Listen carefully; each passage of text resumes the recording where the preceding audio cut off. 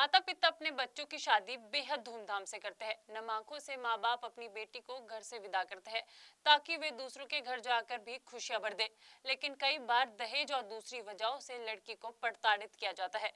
UP के कानपुर में अपनी बेटी को तलाक दिलाने के बाद उसके घर वालों ने उसकी ससुराल जाकर न सिर्फ ढोल बजाकर उसे मायके ले आए, विदाई के समय जो उसे शादी के समय चुन्नी ओढ़कर ससुराल भेजा गया था, वे चुन्नी ससुराल के गेट पर बांध दी। कानपुर का ये मामला अब चर्चा का विषय बना हुआ है। शहर के निरारण नगर में रहने वाले अनिल सविता बीएसएनएल में काम करते थे। अब वे रिटायर हो चुके हैं।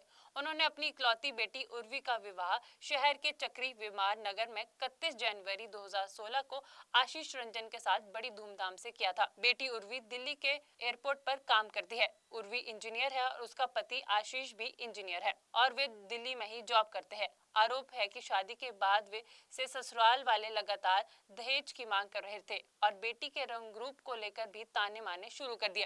रिपोर्ट के मुताबिक बेटी के भविष्य को देखते हुए पिता ने दिल्ली में एक फ्लैट खरीद कर दे दिया जिसे दामाद अपने नाम करना चाहता था।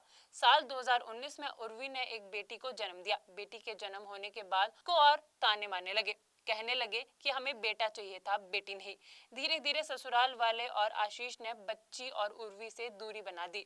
दोनों पति पत्नी अलग रहने लगे और दूरी बनाते हुए वे तलाक के लिए कोर्ट पहुंच गए। बीते 28 फरवरी को दोनों का तलाक हो गया, जिसके बाद रविवार को उर्वी के परिवार ने सभी लोगों से साथ मिलकर ससुराल पहुंचे। परिवार के लोग ढोल नगाड़ों के साथ उर्वी की ससुराल पहुंचे, जहां ढोल नगाड़ों के साथ उर्वी को विदा कर मायके ले आए। आंखों में आंसू लेकर उर्वी अपनी शादी के समय की चुन्नी को ससुराल के गेट पर बांध दिया। उर्वी के घर वालों ने ससुराल की दीवार पर एक संदेश भी लिखा कि आशीष तुम्हारे घर पर कभी खुशियां नहीं लौट आएगी।